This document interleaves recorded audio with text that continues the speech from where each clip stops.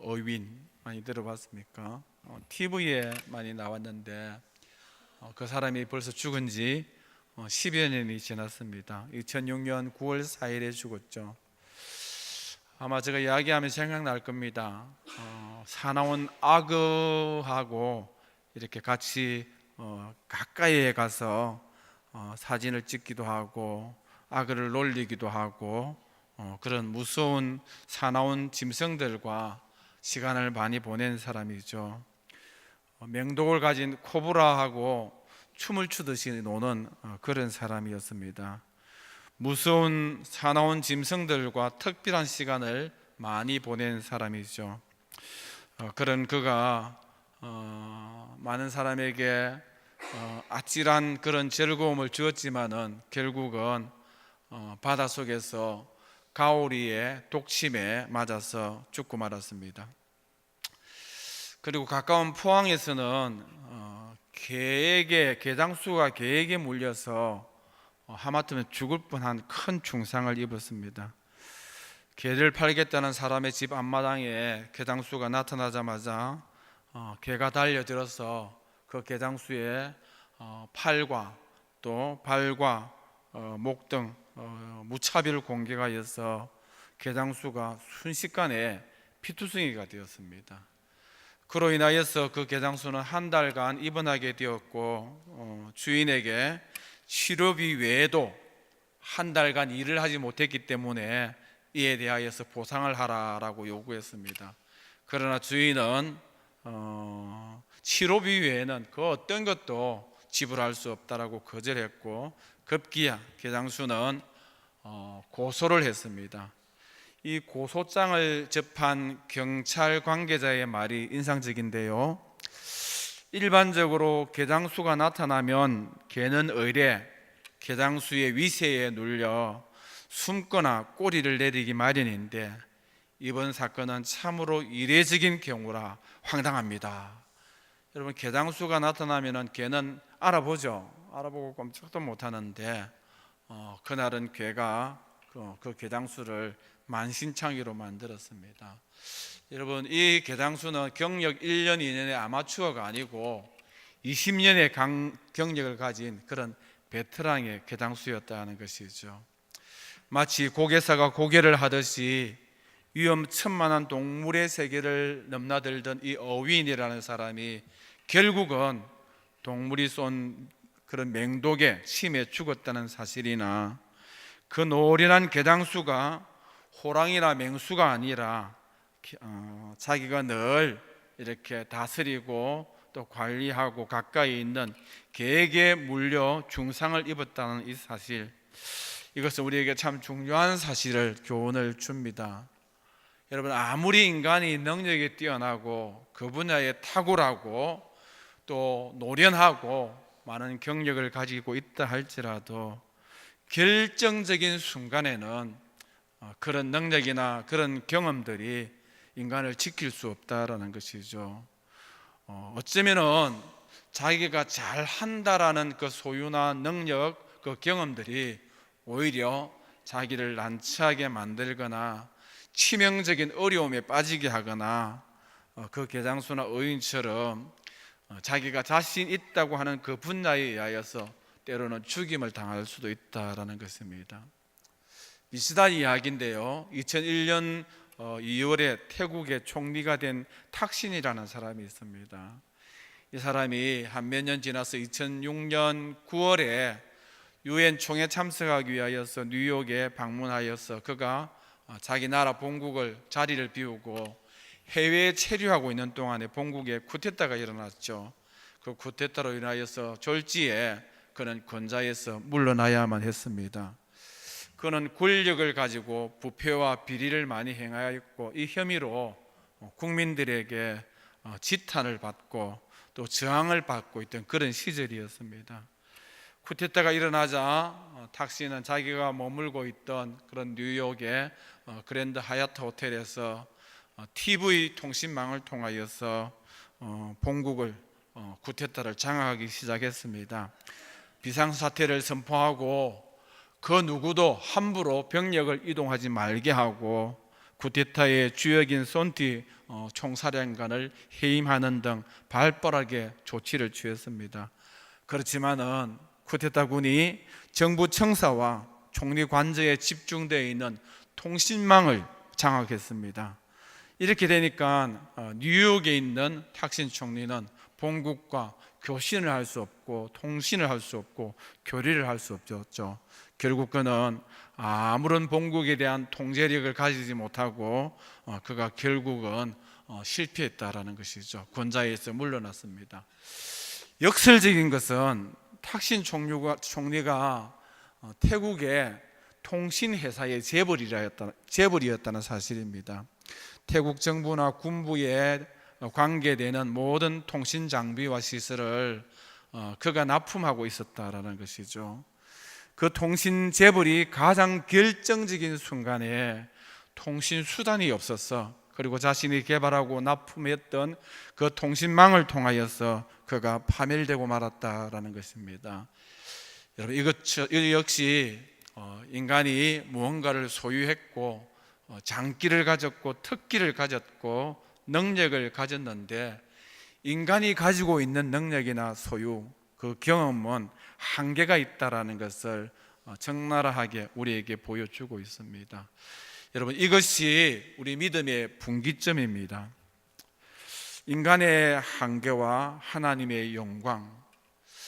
여러분, 인간은 이처럼 한계를 가진 존재다라는 것을 깨닫고 이 한계를 뛰어넘는 영원한 절대자 하나님이 계시고 그 하나님은 영원한 하나님이시고 진정으로 영광의 하나님이시다라는 사실을 깨달을 때에 진정한 믿음의 세계로 들어갈 수 있다라는 것이죠. 그러나 인간의 한계를 인정하지 못하고 깨닫지 못하고 인간의 한계를 극복하고 그 위에 계시는 절대자 하나님의 영광을 우리가 알지 못하면은 우리가 진정으로 하나님 앞에 믿을 수가 없다라는 것입니다. 믿음을 가지지 못하고 참된 신앙인이 될 수 없고 오히려 세상의 길로 나아가는 어리석은 일을 범할 수밖에 없다라는 것입니다. 여러분, 한국이 하루에 자살을 하는데 몇 명이나 자살할까요? 하루에 37명이 자살을 합니다. 1년이면은 13,505명이 자살을 합니다. 여러분, 이것은 무서운 전염병보다 더 무서운 일이죠. 여러분, 하루에 37명씩, 그것도 매일매일 끊임없이 1년, 2년, 10년 계속해서 하루에 37명씩 죽어나가는 전염병이 있습니까? 없죠. 무서운 전염병보다 더 무서운 것이 한국 사회의 자살입니다. 1960년대에 우리의 삶을 한번 되돌아보시기 바랍니다. 그때에 비해서 오늘날은 얼마나 살기 좋고 또 많이 부유하고 발전했습니까? 먹는 문제나 입는 문제는 이제 이 시대에 그렇게 큰 문제가 아닙니다. 그러나 옛날에는 저희 어릴 때에는 TV가 없어서 여로를 보거나 임꺽정을 보거나 기밀 레슬링을 보거나 차범근이 나와서 축구하는 거 보려고 하면은 부잣집에 가서 눈치를 보면서 TV를 봐야 됩니다. 하루에 한두 번도 아니고 이제 시간이 되면 가야 되는데 눈총을 주는데도 민기적거리면서 너무 집 안방에 앉아 있었던 그런 시절이 우리가 생각이 나죠. 옛날에는 여러분, 경주 가려고 하면 차가 없어서 걸어서 경주까지 가서 볼일을 보고 시장을 보고 학교를 가고 했다더라고요. 제가 경주 가까이 가서 걸어가 봤는데 경주까지 걸어가려고 하면 얼마나 걸릴까요? 한 3시간 걸리죠. 갔다 왔다 하면 일 잠깐 보고 갔다 왔다 하면 하루가 다 나갑니다. 근데 이제는 집집마다 다 차가 있지 않습니까? 웬만한 집에는 아이들에게도 차가 있고 식구마다 다 차가 있는 시대입니다. 우리 삶이 이렇게 나아졌는데도 힘겹게 살던 그런 시대와 달리 왜 지금 수많은 사람들이 오히려 더 정신질환을 앓고 있고 오히려 더 우울증을 앓고 있고 오히려 더 그때보다 자살하는 자살률이 급증하느냐는 것이죠. 여러분, 미국의 가장 부유한 사람이 사는 동네가 LA에 있는 할리우드라고 합니다. 그런데 그 할리우드에는 미국의 그 어떤 도시보다도 정신병원이 많이 있습니다. 가장 잘 사는 동네에 가장 정신질환 환자가 많다는 것은 참 아이러니한 일이죠. 복지천국인 덴마크나 스웨덴 이런 북유럽은 인구 대비 이렇게 자살하는 사람이 많고 또 정신질환자가 많이 있는 나라입니다. 이와 같은 사실은 물질의 번영이 결코 인간의 문제를 해결할 수 없다는 것을 잘 반증해 주고 있습니다. 물질이 절대시 될수록 오히려 인간은 우울해지고 정신질환을 앓게 되고 스스로 허망하여서 자살하는 그런 어처구니 없는 그런 병폐를 만든다라는 것이죠. 여러분, 21세기에 접어들면서 우리 이 시대의 특징이 무엇입니까? 인간의 능력은 무한대다. 인간은 무엇이든지 소유할 수 있다. 인간은 어떤 문제든지 해결할 수 있다라고 인간의 한계를 극복하려고 노력합니다. 그래서 하나님이 없기, 신이 없어도 된다라고 천명하고 있죠. 여러분, 세계의 갑부들은 지구의 종말이 올 것을 대비하여서 뉴질랜드에 지하 벙커를 만듭니다. 아주 호화롭게 꾸며놓고 거기에 지향이 끝날 때까지 먹을 수 있는 물과 음식들을 다 이렇게 저장해 놓고 있는 것을 얼마 전에 뉴스를 통하여서 보았습니다. 돈이 많이 있죠. 여러분, 그리고 그것도 모자라서 혹시 지구에 재앙이 오면은 소행성과 충돌하는 이런 문제가 오면은 지구를 뜨겠다라는 것이죠. 그래서 달에 가서 살고 화성에 가서 살겠다라고 이제 외계를 향하여서 눈을 돌리고 수많은 돈을 투자하여서 개발하고 있는 이런 실정입니다. 인간은 인간의 바벨탑을 현재 쌓고 있습니다. 여러분, 이렇게 인간이 문명이 발전하고 능력과 소유가 많아지는데도 불구하고 그렇게 재앙을 피하겠다라고 노력하지만은 인간이 그 재앙을 피할 수가 없는 것이죠. 오히려 인간의 능력이 크면 클수록, 소유가 부유하면 부유할수록 오히려 인간에게 다가오는 재앙은 더 심각하다라는 것이죠. 여러분, 이렇게 얼마 전에 또 여러 가지 어려움들을 우리가 많이 당합니다. 일본 같은 나라는 세계에서도 한두 번째 꼽히는 그런 부강한 나라이지 않습니까? 일본이 9월 달에 한 달 동안에 태풍을 9번 맞이했다고 합니다. 25년 만에 이렇게 심각한 태풍을 맞이하는 경우가 없었다라는 것이죠. 얼마 전에 9월 4일 그때쯤에는 제비라는 태풍을 맞아서 공항이 폐쇄되고 엄청난 피해를 맛보지 않았습니까? 그런데 오늘은 또 태풍이 왔는데 어떤 태풍이죠? 오늘 이렇게 짬이라는 태풍이 일본에 와서 공항이 폐쇄되고 이렇게 위기 가운데서 긴장하고 있는 그런 일본의 모습을 볼 수가 있습니다. 또 어제는 인도네시아에 7.5 강도의 지진이 와서 쓰나미가 몰려왔죠. 540명이 실종되고 384명이 사망했고 계속해서 사망자가 늘어나는 그런 경우들을 볼 수 있습니다. 여러분, 인간이 능력이 있다면 이런 이상 기후들을 극복해야죠. 지진이 일어나지 않게 해야 되고 태풍이 일어나지 않게 해야 되고 잘 조절하고 어떻게 재앙을 피할 수 있는 그런 문명을 발전시켜야 되는데 여러분, 인간에게는 한계가 있습니다. 인간의 이런 능력이, 문명의 발전이 오히려 이상 기후를 조장하고 인간이 발전되면 발전될수록 오히려 더 큰 자연 재해 속에서 죽는 사람이 많고 어려움을 당한다라는 것이죠. 여러분, 이것이 인간의 한계입니다. 언제 믿음을 가질 수 있습니까?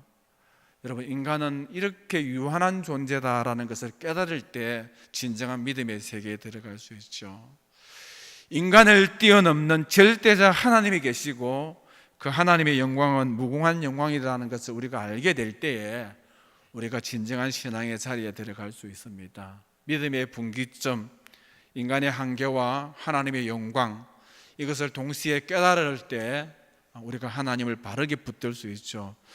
여러분, 그것을 깨닫지 못하면 우리는 계속해서 스스로 자기 죽음의 웅덩이를 파는 어리석은 인생으로 살아갈 수밖에 없고, 하나님을 반역할 수밖에 없고, 더 세상에 집착하여서 세상 길로 갈 수밖에 없는 안타까운 모습을 보일 수 있다는 것이죠. 제가 미국에 있을 때 이렇게 운동하고 걷고 뛰는 코스가 있었어요. 한 번은 코스를 벗어났습니다. 벗어나서 어떤 길을 접어들었는데 숲속에 있었고, 그 숲속으로 따라 들어가니까 거기 별천지가 있었어요. 집이 영화에서, 만화에서 나오는 호화로운 성과 같은 집이 있었어요. 한 사람의 집인데 수영장이 있고 집이 매체가 되어서 이렇게 성을 이루고 있는 그런 집이었어요. 집이 하나만 있는 것이 아니라 거기에 이 큰 집들이 다 대단지를 이루고 있는 그런 집이었습니다. 나중에 알고 보니까 그 지역에, 애틀란타 지역에, 아니 미국에 사는 사람도 마찬가지죠.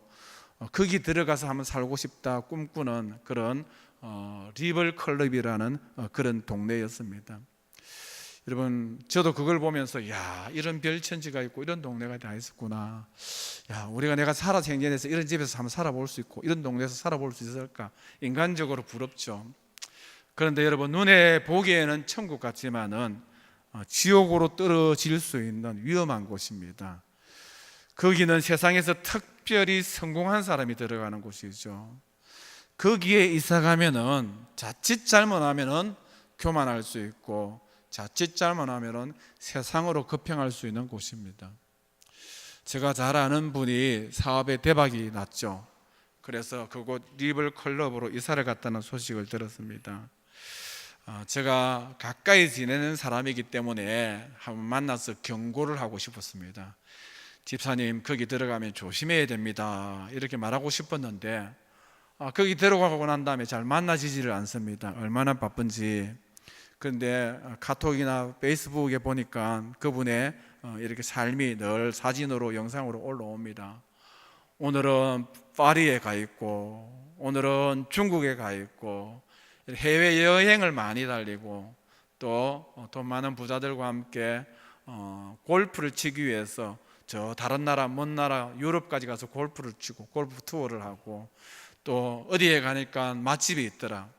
미국 내 맛집이 아니라 세계 맛집을 찾아다니면서 이렇게 거기에 사진에 늘 올라오고 있습니다. 오늘은 교회에서 예배를 드려서 은혜를 받았다. 오늘은 이런 봉사를 하고 이렇게 섬겼다. 오늘은 하나님께서 우리에게 이렇게 위로해 주었다.